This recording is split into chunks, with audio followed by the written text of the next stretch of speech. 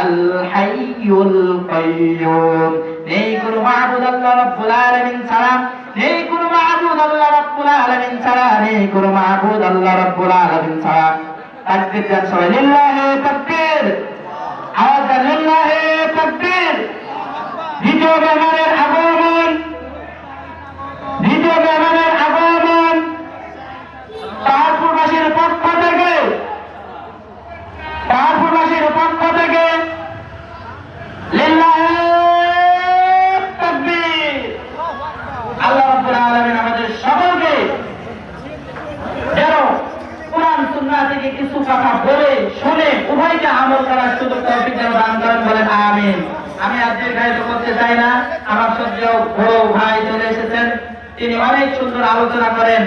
আপনাদের দৃষ্টি আকর্ষণ করে বলতেছি, আপনারা দোকানে বাজার ঘাটে এখনো যারা অপেক্ষা করতেছেন, আপনাদের পায়ে হাত দিয়ে অনুরোধ করতেছি, বাবা কাল কিয়ামতের ময়দানে এই জমিনটা আপনার বিপক্ষে সাক্ষী দিবে। একটু আগেই বললাম, ওই জমিনটাকে আপনার বিরুদ্ধে সাক্ষী হতে দিয়েন না, আপনার পক্ষে যেন সাক্ষী দিয়ে এই জমিনটা আপনাকে জান্নাতের দিকে ধাবিত করেন, বলেন আমিন।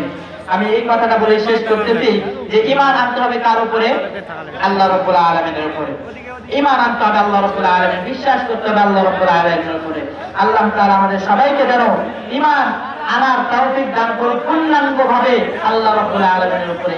আমরা ঈমান এনেছি যতটুকু, এই ঈমানের উপর আল্লাহ তাআলা রাজি নয়। এই জন্য আল্লাহ তাআলা বলতেছেন, লা তামুতুন্না ইল্লা ওয়া আনতুম মুসলিমুন। হে মুসলমান, তোমরা পরিপূর্ণ মুমিন হও, পরিপূর্ণ মুসলমান হও, এরপরে মৃত্যুবরণ করো। তার মানে পরিপূর্ণ ঈমানদার আমাদেরকে হতে হবে, এরপরে আমাদেরকে মৃত্যুবরণ করতে হবে। এরপরে 2 নম্বরটা